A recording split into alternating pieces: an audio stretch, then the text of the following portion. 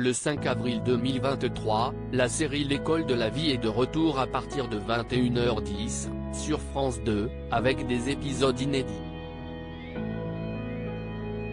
Dans cette deuxième saison, les téléspectateurs pourront suivre les aventures d'Alexandra Delage, Julie Debona, une professeure de français et de théâtre très investie dans la vie de ses élèves. Mais elle doit faire face à de lourds problèmes personnels. Mélanie Page y incarne quant à elle Sandrine Joubert, une professeure de mathématiques un peu déjantée. Elle était donc conviée sur les ondes de Sud Radio ce mardi 4 avril pour faire la promotion de la fiction. Et elle a bien entendu évoquer son mari Nagui, qui l'a produit. Samedi dernier, Nagui était aux commandes du Prime Votre Vie en Jeu, France 2, avec Bruno Guillon. Et il a confié que, pour économiser de l'eau, il prenait sa douche le temps d'une chanson. L'animateur de Sud Radio a donc souhaité savoir ce qu'il écoutait à ce moment-là. Il écoute beaucoup de rock, on ne va pas se mentir. Dès le matin, ça part fort, a donc révélé Mélanie Page.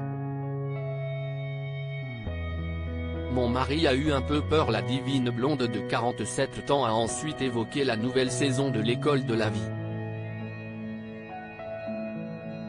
Un rôle de composition puisque Sandrine Joubert est autoritaire et psychorigide. Une personnalité loin d'elle.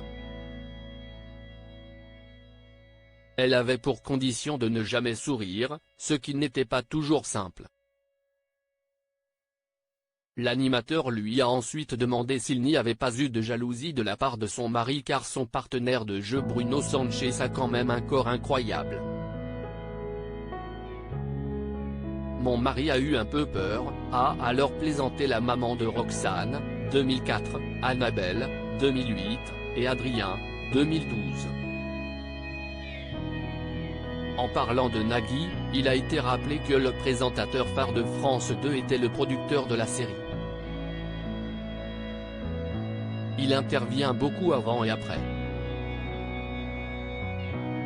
Il est évidemment venu sur le tournage. Je lui ai un peu dit de ne pas venir les jours où j'y étais pour ne pas être la femme du producteur. C'est un peu compliqué. Mais il est très passionné par son nouveau rôle de producteur de fiction, il adore ça, a alors précisé Mélanie Page. Une demande que son cher et tendre a, on l'imagine, respectée.